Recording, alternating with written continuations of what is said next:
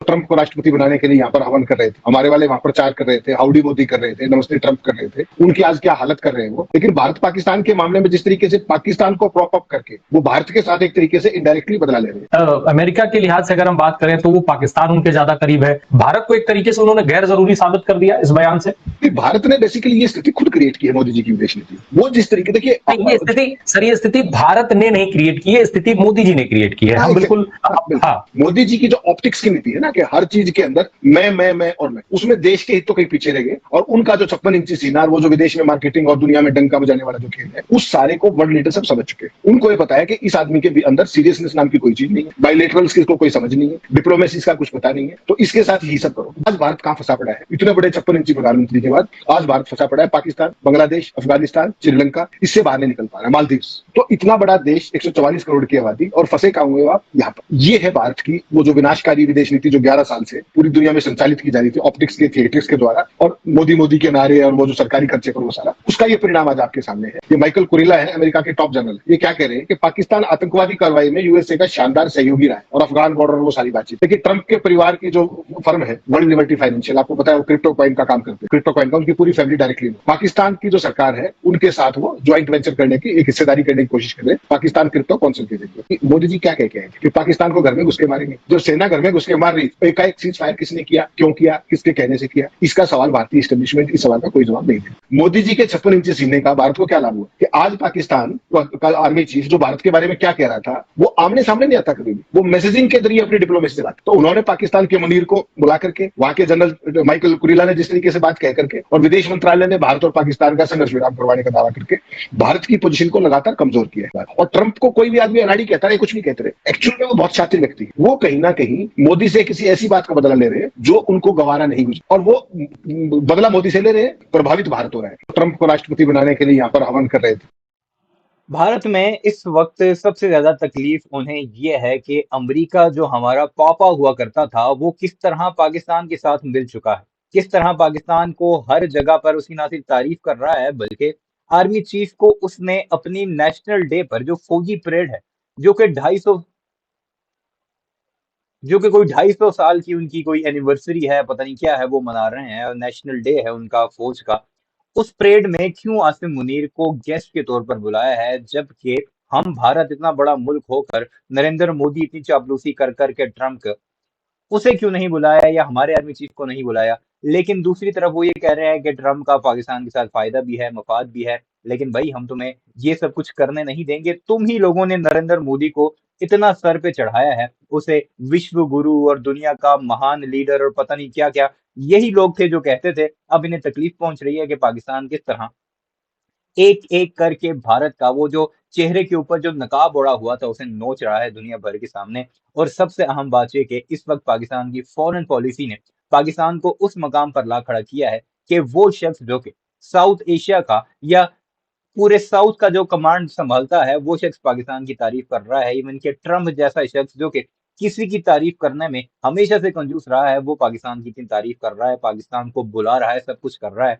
उसके पीछे की रीजन यही है कि पाकिस्तान ने भारत के ऑपरेशन सिंदूर को वाड़ कर रख दिया है और उन्हें और भारत समेत दुनिया भर को ये पैगाम दिया है कि हम इस खित्ते की एक ऐसी नाकाबिले तस्खीर ताकत हैं कि हमसे जो भी पंगा लेगा हम उसे उसकी औकात दिखाएंगे। तो अब इनका रोना तो बनता है। सुनते हैं जरा और क्या क्या कुछ कह रहे हैं और आर्मी चीफ के बारे में इनकी बातें सुने कि किस तरह वो इतना शातिर शख्स है, वो क्या कुछ कर रहा है, मुलाहिजा कीजिए। हमारे वाले वहां प्रचार कर रहे थे, हाउडी मोदी कर रहे थे, नमस्ते ट्रंप कर रहे थे, उनकी आज क्या हालत कर रहे हैं वो। और खासतौर पर देखिए भारत चाइना के मामले में तो सबको पता है कि पाकिस्तान कभी चाइना के साथ नहीं हो सकता, लेकिन भारत पाकिस्तान के मामले में जिस तरीके से पाकिस्तान को प्रॉप अप करके वो भारत के साथ एक तरीके से इनडायरेक्टली बदला ले रहे हैं। अमेरिकन सेंट्रल कमांड के जनरल थे जो आपने जो दिखाया वीडियो में, ये माइकल कुरिला है, अमेरिका के टॉप जनरल। ये क्या कह रहे हैं कि पाकिस्तान आतंकवादी कार्रवाई में यूएसए का शानदार सहयोगी रहा है और अफगान बॉर्डर वो सारी बातचीत। और अगर आपको ट्रंप का पिछला कार्यकाल याद हो, जस्ट पिछला कार्यकाल, जो उन्होंने वो क्या कहा करते हैं कि पाकिस्तान आतंकवाद का समर्थक देश है, उसको पोषित करता है पिछले ट्रंप के। और आज ट्रंप जो भाषा बोलते हैं वही भाषा जनरल माइकल कुरिला है। तो ये समझ लीजिए अमेरिकन एस्टेब्लिशमेंट का खेल क्या है। बेसिकली इसके तमाम कारण है, इसके राजनीतिक कारण भी है, इसके आर्थिक कारण भी है और इसके जियो स्ट्रेटेजिक कारण है, जिसको हम भू रणनीतिक कारण कहते हैं। देखिए ट्रंप के परिवार की जो फर्म है वर्ल्ड लिबर्टी फाइनेंशियल, आपको पता है वो क्रिप्टो कॉइन का काम करते हैं। उसके अंदर कौन कौन है? ट्रंप के दोनों लड़के हैं और वो सारा काम धंधा वो जो क्रिप्टो कॉइन का, उनकी पूरी फैमिली डायरेक्टली।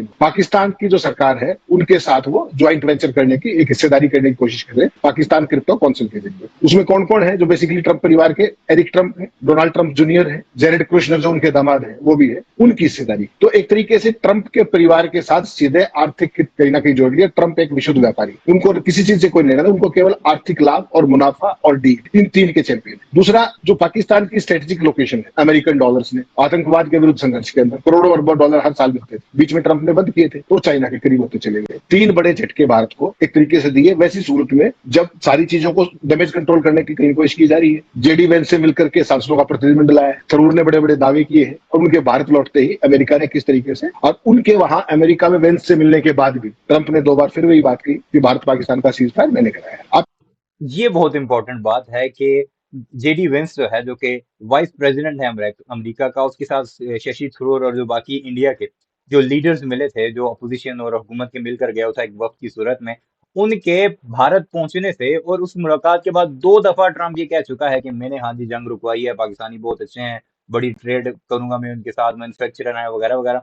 उसकी तकलीफ बहुत हो रही है हमारे पड़ोसी में। को एक चीज ध्यान रखनी पड़ेगी, मोदी जी क्या कह के आए कि पाकिस्तान को घर में घुस के मारेंगे। जब सेना घर में घुस के मार रही तो एकाएक सीज फायर किसने किया, क्यों किया, किसके कहने सेना घुस के मार रही थी। से किया? इसका सवाल भारतीय एस्टेब्लिशमेंट इस सवाल का कोई जवाब नहीं दे। नंबर 1। नंबर 2, कहते थे कि वो वहां जाकर के रोते हैं अमेरिका में पाकिस्तान में क्यों नहीं, तो वो तो एक देश में जाते थे, आपने 33 देशों में सांसद भेजे। मनमोहन सिंह के समय में भारत का मुकाबला किन के साथ होता, भारत की समस्याएं किन के साथ होती थी? अगर आपको ध्यान हो, यूएसए के साथ होती थी, जापान के साथ, जर्मनी के साथ, चीन के साथ, रूस के साथ, उनके साथ इश्यूज होते। आज भारत कहां फंसा पड़ा है? इतने बड़े 56 इंची प्रधानमंत्री के बाद आज भारत फंसा पड़ा है पाकिस्तान, बांग्लादेश, अफगानिस्तान, श्रीलंका, इससे बाहर नहीं निकल पा रहा है, मालदीव्स। तो इतना बड़ा देश, 144 करोड़ की आबादी, और फंसे कहां हुए आप? यहाँ पर। ये है भारत की वो जो विनाशकारी विदेश नीति जो 11 साल से पूरी दुनिया में संचालित की जा रही थी ऑप्टिक्स के थिएट्रिक्स के द्वारा, और मोदी मोदी के नारे और वो जो सरकारी खर्चे पर वो सारा, उसका ये परिणाम आज आपके सामने है कि भारत और पाकिस्तान का नाम बड़ी तपस्या के बाद अलग किया गया था वर्ल्ड कम्युनिटी में, दोबारा से उसको फिर जुड़वा दिया।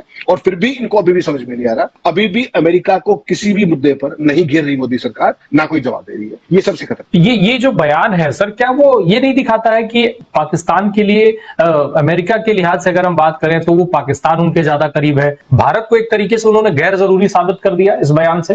कि भारत ने बेसिकली ये स्थिति खुद क्रिएट की है मोदी जी की विदेश नीति। वो जिस तरीके, देखिए ये स्थिति सर, ये स्थिति भारत ने नहीं क्रिएट की है, स्थिति मोदी जी ने क्रिएट की है। हम बिल्कुल हाँ, मोदी जी की जो हम मोदी को जलील कर रहे हैं अब सारे मिलकर। वो जितना मंदिर का घंटा होता है ना, जो भी आता है बजा के चला जाता है।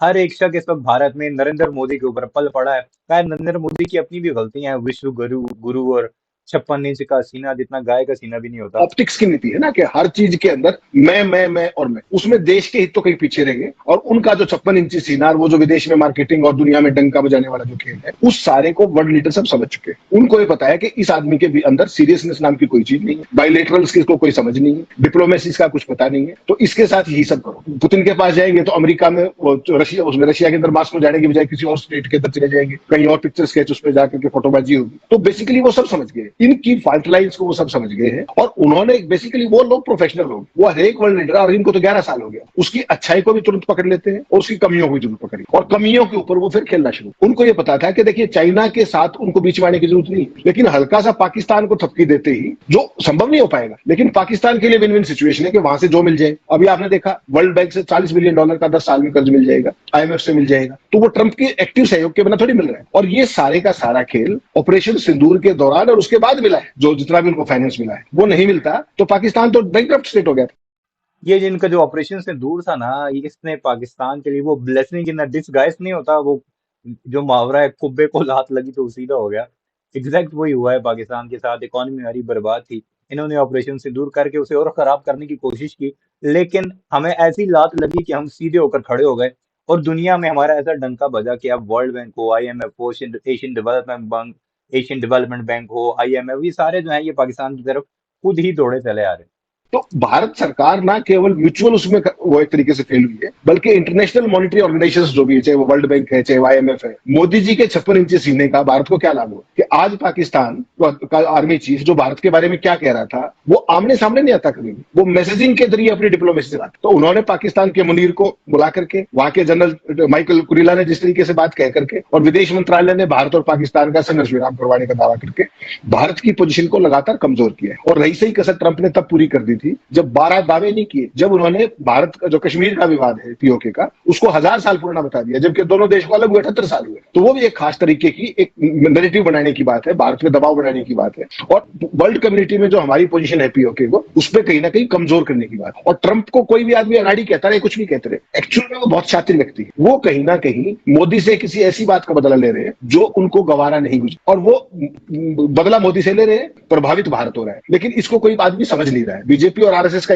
जो सिस्टम है, इकोसिस्टम, वो इसको आज भी यूं ही माने हुए, जबकि भारत की इंटरनेशनल स्टैंडिंग को बहुत बुरा तरीके से हर्ट हो रही है इस समय, और उनके मुंह से आवाज निकल रही है, ना अमेरिका से सवाल पूछ पा रहे, ना उनको कोई जवाब दे पा रहे। उनको जो मर्जी आता है वो भारत के बारे में बोलते हैं। भारत का बच्चा आपने 2 दिन पहले देखा हुआ किस तरीके से न्यूयॉर्क एयरपोर्ट के ऊपर क्या किया, अमेरिकन पुलिस ने जो उनको उल्टा गिरा करके जिस तरीके से पीटा, बेड़ियां बांध के उनको डिपोर्ट कर दिया, और आज तक उसका कारण नहीं पता। और भारत सरकार के विदेश मंत्रालय ने ऑन रिकॉर्ड उस पर एक शब्द नहीं कहा। जो कुछ कह रहे हैं सूत्र कह रहे हैं। इससे बड़ी कमजोरी भारत की कभी देखी थी क्या? जब आप अमेरिका से लाल गेहूं आयात करते थे ना, मुफ्त का, जो पशु भी नहीं खाते, तब भी भारत की इतनी कमजोर विदेश नीति नहीं थी विज़ अमेरिका। आज अमेरिका का नाम आते ही मोदी के मुंह से एक शब्द नहीं निकलता। ट्रंप माई फ्रेंड थे, आज ट्रंप का नाम नहीं निकलता। शी जिनपिंग को जुलाया करते, उनका नाम नहीं निकलता। चाइना का मुंह से नाम नहीं निकलता। छोटी आंखों वाले गणेश, ये सब कहते हैं, हमें कहते हैं, मुझे आपको कहते हैं कि अपने घर में देखिए क्या क्या चीनी सामान, यही कहा था ना, विदेशी सामान क्या क्या है। और अडानी चाइना में घूम रहे हैं व्यापार करते हुए। नवंबर में जब अमेरिका में अडानी और उनके जो भतीजे सागर, उन दोनों के खिलाफ जब SEC ने इंडक्टमेंट फाइल किया कोर्ट में, उसके बाद पहली विदेश यात्रा पे पिछले हफ्ते अडानी कहाँ गए? चाइना गए, नई बिजनेस अपॉर्चुनिटी तलाश करने के लिए। पंगा दुनिया में क्या चल रहा है, रेयर ये हैं जी हमारे पड़ोस के हालात। आपने सुना किस तरह नरेंद्र मोदी पर चढ़े हुए हैं सारे, उनका मीडिया हो, गोदी मीडिया एक रह गया है, वो भी जल्द ही चढ़ जाएगा, क्योंकि गिरते हुए पर ही सारे चढ़ते हैं, आपको पता ही है। और नरेंद्र मोदी की सियासत जो है वो बर्बाद होती दिखाई दे रही है। वीडियो को लाइक कीजिएगा, चैनल को सब्सक्राइब कीजिएगा, कमेंट सेक्शन में इस बारे में अपनी राय का इजहार जरूर कीजिएगा।